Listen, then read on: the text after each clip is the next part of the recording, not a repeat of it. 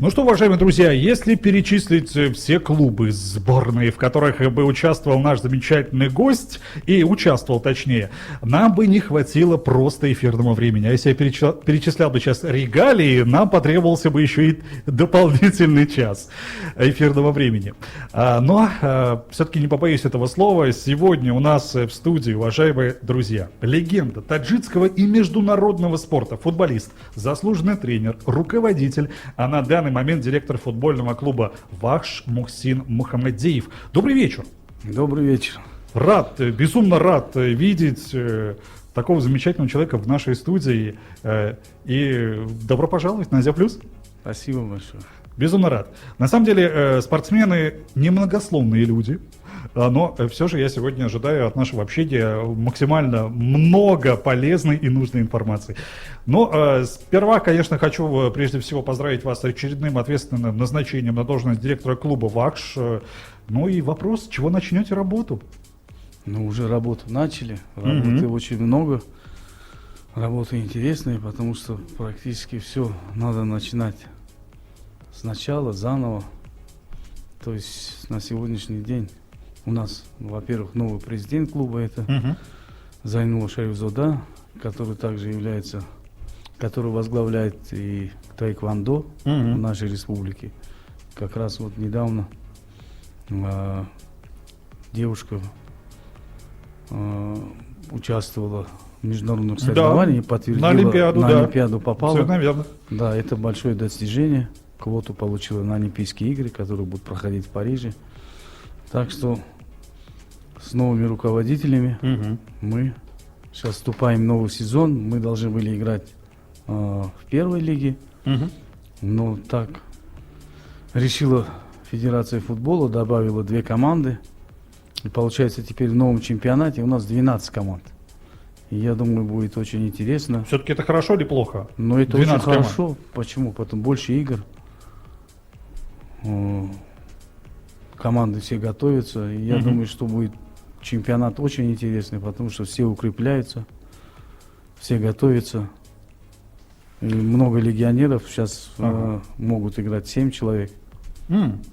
Это новшество, да. Поэтому будет очень интересный чемпионат. Но вот, будучи воспитанником ВАХШ, обращаете ли внимание на местных футболистов? Вот как вот с этим дела обстоят? Ну, конечно, у нас в основном преобладают все местные футболисты. Ну, очень много пишут людей в интернете, то, что не обращают внимания на молодежь, которая есть у нас, и талантливая довольно молодежь. Все вот пытаются схватить легионеров. Вы как на это смотрите? Ну, сейчас это веяние времени. Наоборот, на молодежь все равно все обращают внимание, если хорошие молодые. Тем более у нас действительно есть хорошие воспитанники молодые, которые вот должны подойти. Это и Ю-23, и Ю-20. Очень перспективнее, поэтому легионеры, ну вот у нас, например, всего 4-5 легионеров, из них 2 вратаря. Получается, на поле будут играть 3, основные все местные, поэтому немножко информация у вас неверная. Неверно. Ну хорошо, а вот какие ожидания от нового сезона все-таки? Ну, ожидания, конечно, большие. Во-первых, ввиду того, что я сказал, что будут участвовать 12 команд, все команды укрепляются, все готовятся. И я думаю, будет этот чемпионат очень интересный, потому что укрепляются качественными футболистами. И борьба будет интересная. В принципе, вот качество таджикского футбола, оно растет? Я думаю, да, растет, потому что вот недавнее выступление нашей сборной на Кубке Азии это доказало, что наш футбол потихонечку выходит на передовые позиции. Но игра нашей сборной, все-таки какие ваши впечатления от игры? Можете ли рассказать? Поделиться Ну, у буквально. меня были очень хорошие впечатления, потому что наша сборная отлично провела турнир, попала в 1/4, могли выйти в полуфинал. Поэтому это очень шикарный результат. Я скажу, что впервые, можно сказать, за 30 лет сборная Таджикистана добилась таких успехов.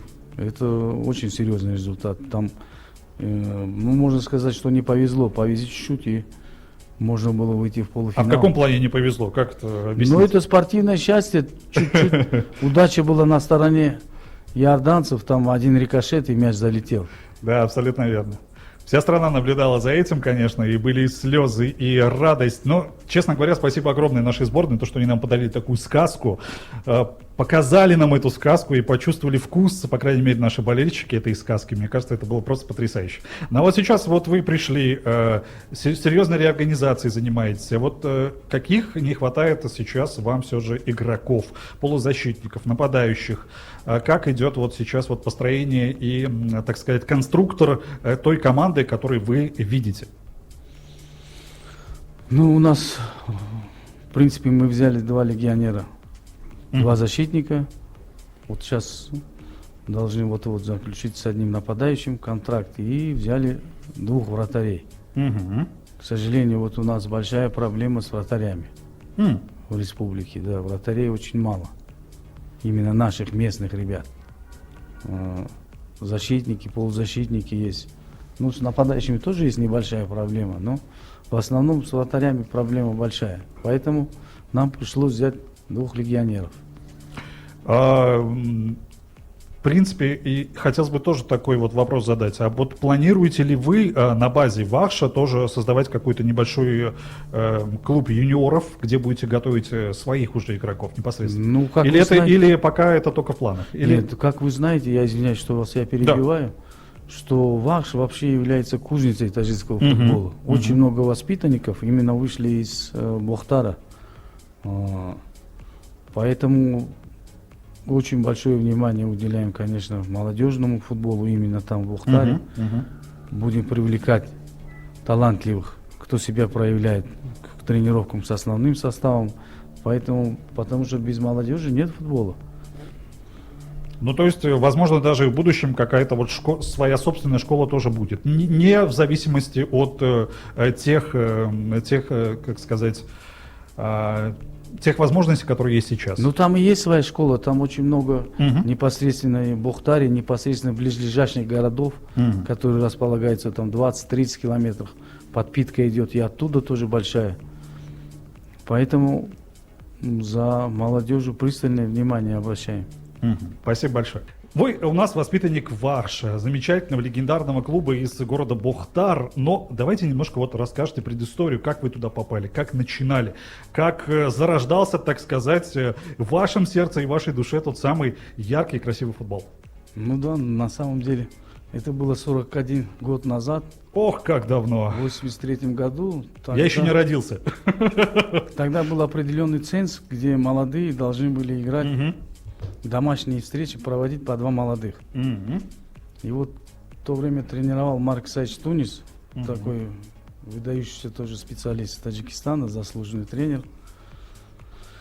И он постепенно смотрел перспективных молодых и привлекал за команду. Тогда команда была Пахтакор. После ее через 2 года переименовали в Вахш.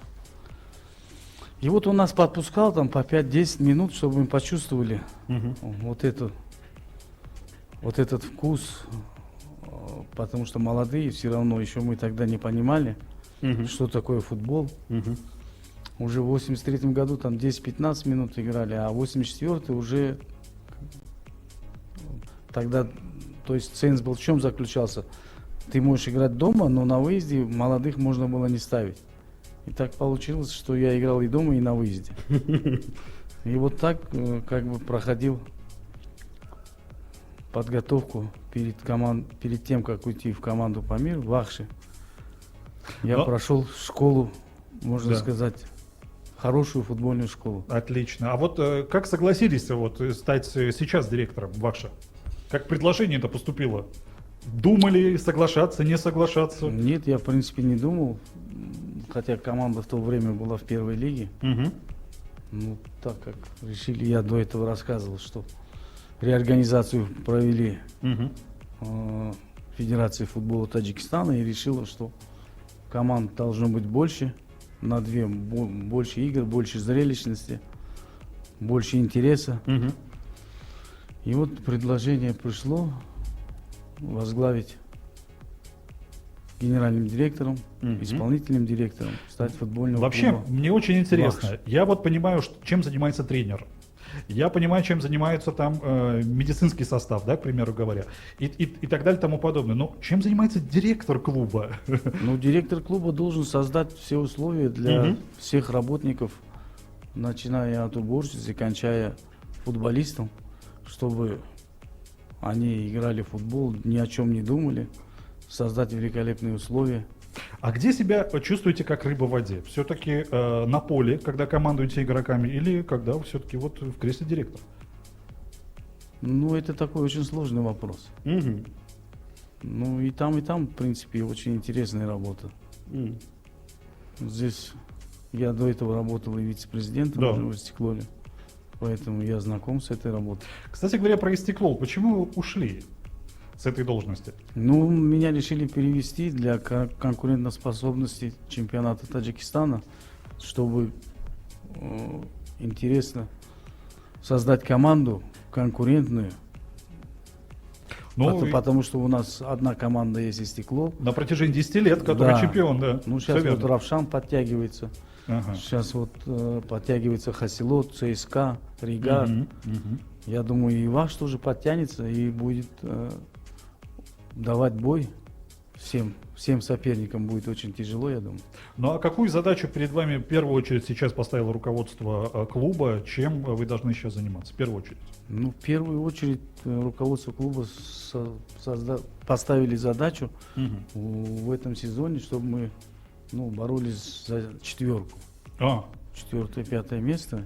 А уже на следующий год, я думаю, будут совсем другие задачи. отлично. Ну, замечательно. Я лично только за, чтобы ваша команда шла вперед. Кто поддерживает сейчас вас? Кто помогает вам? Но у нас очень хорошие спонсоры. Это компания «Форос». Мгм. Благодаря нашей замечательной компании, я думаю, у нас все получится. Тем более, там происходит реконструкция Стадиона. стадиона. Да, Мгм. там участвует и Хукумат области, и Хукумат города. И я видел макет будущего стадиона. То есть там единственный стадион, пока который является чисто футбольным. М. То есть там сиденья поставят удобные. Мгм. То есть если сейчас были скамейки до этого, Мгм. поставят табло, будет освещение. То есть большая работа предстоит. Давайте немножко снова вернемся мы к чемпионату Азии. Многие поговаривают то, что с судейством там прям были большие проблемы. А как вы считаете, так ли это? Ну, все видели, конечно, что было много ошибок. Но, к сожалению, это футбол. И, в принципе, судьи тоже люди. Они привыкли ошибаться, но они ошибались чересчур многовато, можно сказать. Да, вот Да, именно. Вот и это мы было не прям- будем расшифровывать дальше. То есть все сами все увидели и понимают, что была чересчур большая симпатия в сторону хозяев. Да. Но так бывает во всех чемпионатах, где хозяевам небольшой дают симпатию. Да вы все-таки настаиваете, что симпатия была, скажем так. Ну, мы все видели, что симпатия присутствовала. Присутствовала симпатия, да. Хорошо сказали. И мне надо запомнить эту фразу про симпатию. Знаете, Мухсин, сейчас очень футбол становится высокотехнологичным. Даже сейчас в тренировках используют очень много, как это объяснить бы, статистики. Выясняют, как футболистам играть качественно, правильно, чтобы они не уставали, чтобы физика работала отлично. Каким образом сейчас вот в таджикском футболе внедряются такие вот новые технологии? Ну, конечно, футбол развивается, все понимают, что в футболе сейчас и науку включают. Уже давно. Первым еще это делал Лобановский, сколько лет назад, 30. Но сейчас это еще более уровень повысился. Ну, у нас не все клубы, но многие уже пытаются. Вот у нас даже сейчас уже ВАР появился. Это уже большое дело. То есть с каждым годом мы свой уровень повышаем и повышаем. То есть не сказать, что сейчас у нас более современное это. Но я думаю, постепенно вот это все то, что сейчас присутствует в других странах, европейских и азиатских, у нас будет. А чего не хватает таджикскому футболу сейчас? Ну, много чего не хватает. Ну, сейчас мы не будем говорить Но сейчас постепенно все равно сейчас будут достроить стадион, который на 30 тысяч современный, который соответствовать будет всем требованиям международным. То есть это уже будет большой шаг. Сейчас потихонечку наш руководитель Федерации футбола Рустам Емали, раис города Душанбе, то есть он поставил задачу, чтобы все стадионы привели в надлежащее состояние, то есть чтобы везде поставили освещение, чтобы везде было современное табло, то есть потихонечку. Я думаю, что все сделают, и будет очень интересно. Игры здорово. будут проходить вечером при освещении. Да, это самое важное. И у меня будет следующий вопрос. Каково это посвятить свою жизнь одному, но горячо любимому делу? Ну, поэтому я думаю, что в мире и любят столько людей футбол. И болеют за то, что он такой непредсказуемый, интересный, который дает столько эмоций, столько несет положительных эмоций людям. Вы о футболе знаете все. Не перестает ли удивлять эта игра вас? Ну, я не скажу, что даже столько лет в футболе, что я знаю все. Это все знать невозможно. Но вы прошли все ипостаси. Смотрите, игрок во многих клубах и в сборных, и директор, и человек, который именно находит игроков и футболистов. То есть вы были спортивный директор в клубе «Рубин». Это российский клуб, тоже довольно известный, который неоднократно становился чемпионом. То есть вы прошли все ипостаси, и мне кажется, вы о футболе знаете абсолютно все. Ну, это, я думаю, что все знать невозможно, поэтому всегда есть место для роста, поэтому Ага. за футбол это такая вещь, что ты даже если всю жизнь посвятил, все равно ты не до конца. Нельзя сказать, ты что знаешь практически все, как и в любой профессии, я думаю. То есть нет предела совершенства. Нет предела совершенства, совершенно верно. Ну хорошо, давайте тогда снова продолжим о футболе говорить. Идут уже отборочные. 2026 год, чемпионат мира. 21 числа наша сборная снова будет играть. Давайте немного поговорим об этом. Каковы шансы выйти из группы? Каковы шансы пройти отборочные?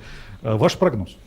Ну, будет очень сложные игры, тем более будем первую игру играть в Саудовской Аравии, несмотря на то, что только вот недавно закончился это Кубок Азии. Прошло не так уж и много времени, и опять очередной турнир, который дает путевку на чемпионат мира. Тем более в нашей подгруппе и Иордания, знакомый соперник, которые играли в финале. Да, и у нас старые счеты. Да, старые счеты. Ну, тем более саудиты, они неудачно выступили на Кубке Азии. Я думаю, они захотят реабилитироваться, тем более у них такой тренер Манчини. Он тоже очень амбициозный. Будет очень сложно, но я думаю, что наши уже приобрели определенный опыт, и лишь бы им хватило силенок. Вот именно сейчас, когда вы стали директором клуба «Ваш», какое все-таки значение вы уделяете именно физике? Потому что сейчас поговаривают, что FIFA, возможно, даже игры будут идти уже больше 100 минут. То есть физика, то есть выносливость должна быть просто запредельная. Ну, вы понимаете, как я исполнительный генеральный директор, можно сказать, я не отвечаю за физику. За физику отвечает главный тренер. Но вы подскажете тренеру? Ну,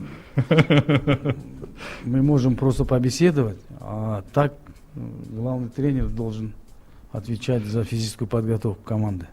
Но этому больше нужно уделять сейчас внимание? Или все-таки техника, стратегия? Ну, как бы футбол такой многообразный, что нельзя сделать на уклон, допустим, только на физику. На одну дисциплину. То есть должно быть все вкупе.